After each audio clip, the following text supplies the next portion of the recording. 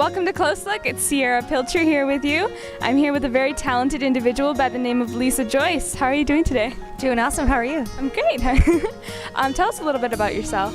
Okay, my name is Lisa Joyce. I'm a musician. I'm also a voice teacher, and I'm the lead singer and guitar player for a band called Joyce Island. Very interesting. So when did the passion for music start for you? Oh gosh, I've been passionate about music since I can remember.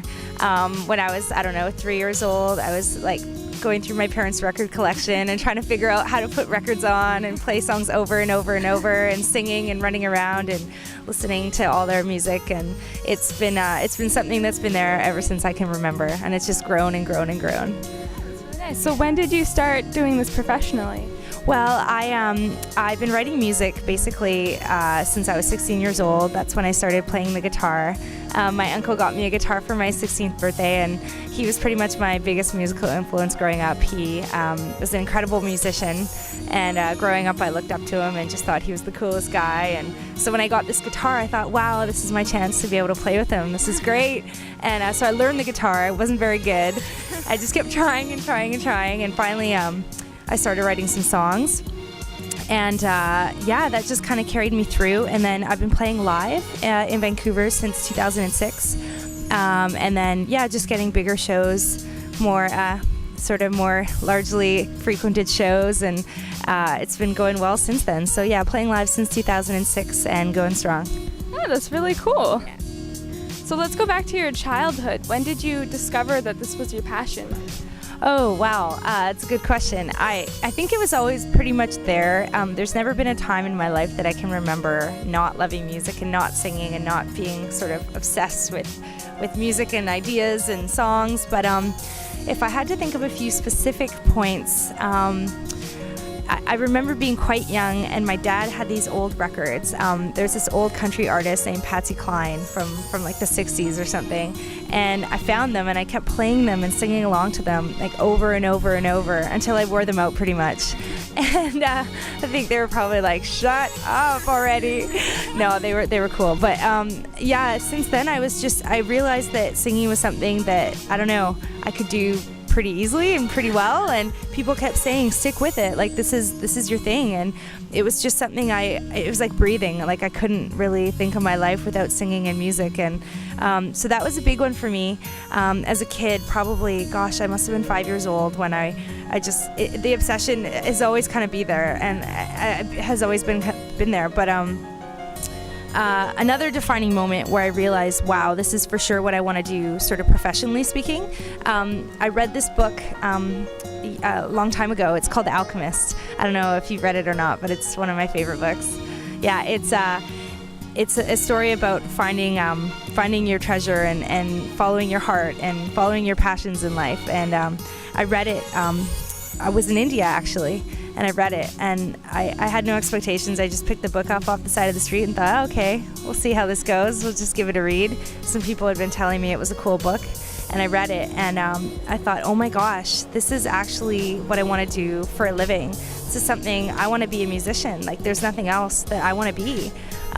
So it was a pretty big moment for me when I decided, yeah, I'm gonna take this seriously, and I'm not just gonna do this as a hobby anymore. That's really inspiring. When you first came out about doing music professionally, did you find that your family supported you? Yeah, they were amazing actually. I have to give them credit. They've always been really supportive. They've always believed in me and encouraged my voice and my songs, and they're there when I play shows, and they're often just sitting right in the front cheering me on, and just being really, really supportive. So yeah, I've never had any issues there. They've been awesome. My sister, she's always been really supportive too. I think their main thing is they just want to see me happy, and they know that music makes me happy, so they're just excited that I'm tapped into something that means a lot. Feeling the love. Yeah. Who or what has been the biggest influence to you and your music? Well, music itself has been an influence on me. Just hearing bands and artists that write incredibly inspiring music has always been big for me. But in terms of people, I have to say my uncle Steve, ever since I was little, is the earliest memories I have are of him playing guitar and our family getting together and singing. And he was a self-taught musician. He could play any instrument, pretty much under the sun. He's incredible. And I always thought I want to learn the guitar, and I want to be able to play like him. So from my youngest memories, he's probably my biggest influence. In terms of sort of professional influences, I'd have to say Neil Young has always been a real influence of mine. I just love his music. I love his records. I just think his songwriting is so touching and sincere and impressive. And so he's been integral to my music journey. And as far as vocalists go specifically, and females, Patsy Cline, the old country music singer I was telling you about. I think she had a pretty short career. She died in a plane crash, in the early 60s, unexpectedly. But she had a beautiful, unique, strong voice, and that's something. It left such an impression on me. Her voice, it honestly just, it struck me, and I thought I want to be just like her, except minus the plane crash. I know trying to make a name for yourself in the city can be very difficult. Can you tell us about a particular hardship that you've been through? Definitely. Gosh, music has its ups and downs for sure. You put your best foot forward and hope for the best, but things come up, unexpectedly and kind of broadside you a little bit. I had an experience where I had been signed to an indie label, and I got dropped pretty unexpectedly, just at the end of the album being finished, just before release. So at the time it was pretty surprising and upsetting, and all kinds of emotions. But if anything, it was a huge learning curve for me to realize, hey, just like Jay-Z says, like, brush your shoulders off, and so it was cool. You kind of tap into a bit of your inner strength when things go unexpectedly, and you realize, hey, this is okay. It's not the end of the world. I can do this, and I'm just gonna get up again and try again and keep going, and everything happens for a reason. And so I really believe that, and so I just see things as, new possible opportunities, and who knows what's around the next corner, and that kind of thing. So I think having a really positive outlook helps in those situations. Would you say experiences like that have inspired your music even more? Oh yeah. When something like that happens, it really lights a fire in you and makes you think, hey, I'm not going to let anything hold me back. I'm doing this. This is what I want. And I'm not going to let, a label or an industry person or whoever stand in my way. If you want something, and you're determined, and you've got that determination, I think that absolutely nothing can hold you back. And so I think that experience kind of taught me to keep going and stay strong and stay positive, and yeah, just never lose sight of what you want, and stay determined. Determination is a key in this industry. But despite all of that, you've just managed to push through. I understand that you've recently accepted a position in New York. Yeah, I'm really excited about it. I'm going to New York in August I'm going to be involved in Willie Mae Rock Camp for Girls. It's a rock camp for girls ages 8 to 18 in Manhattan. And so it teaches girls, it's kind of like School of Rock, but teaches girls 8 to 18 that want to be in bands, basically how to be musicians, play instruments, sing, write songs, get inspired, have a personal message, and rock out. So I'd heard about them a couple years ago, and I really wanted to be involved. And so I just feel so honored and excited about the opportunity, and I can't wait to make music with these girls and hang out in New York. And yeah, I think it's gonna be awesome. I'm super pumped. You seem really excited. Do you like traveling a lot? I love it. Can you tell us about a travel experience that's changed you for the better? Oh yeah, a couple come to mind actually. It's funny, a few years back I was in Africa. I was in Tanzania, and climbing Mount Kilimanjaro had always been a dream of mine. I don't know why. Some people like beaches. I like mountains.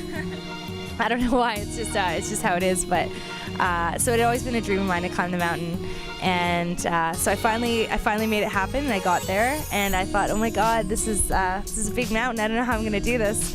And my parents were really supportive, and my dad said the last thing he said to me before I left, he said, no one's gonna think less of you if you don't make it to the top. Like, we believe in you, but be safe, because people die climbing it every year, and it's pretty intense. And Anyway, I pushed through. I got some pretty bad altitude sickness at the top.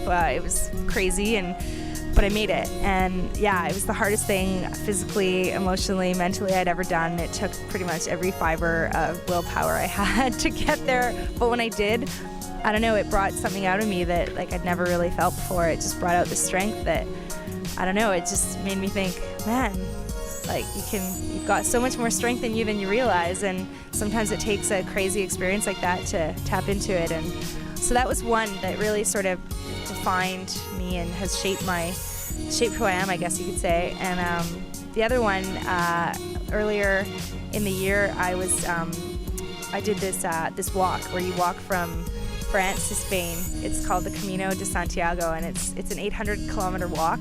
It's an old pilgrimage route. I like doing crazy things where you just randomly do these weird. No, it's cool. It's something I'd want to do again for a long time. And so I started in this little town in France, and you set off on foot with your backpack on your back, and you set out to walk 800 kilometers across Spain, and you walk anywhere from 20 to 40 kilometers a day. And it's pretty crazy. A lot of challenges come up. You get everything from blood blisters to tendonitis and sun fatigue, stroke, whatever, and it's crazy. But it was such a wonderful experience. I met so many cool people. You learn a lot about yourself when you walk that far. When it's just you and where your feet carry you. And yeah, so I'd say those two things were strengthening experiences that I feel like I've been able to take what I learned there and bring it into my music and bring it into my sort of focus when it comes to music and music as a living and music as a profession. So yeah. What do you want to be remembered for in the industry of music? Well, I like to be remembered as someone who, I guess, followed their dreams and had the guts to keep going with what it was they wanted to do. And well, for me, that's making music and making records and playing my songs for people. So if I could, leave some songs around as a legacy of, a message of what I had to say when I was around, that would be cool.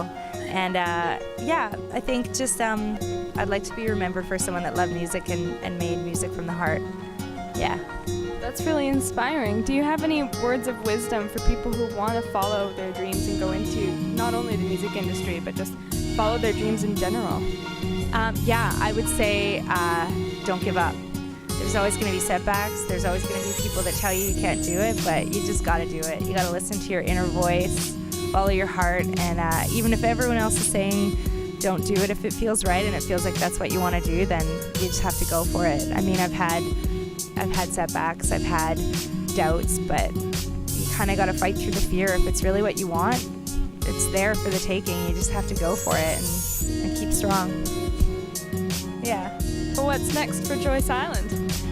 Well, we have finished mixing and mastering the songs for the upcoming album. So just finishing the artwork and then going to be releasing the record hopefully at the end of the summer.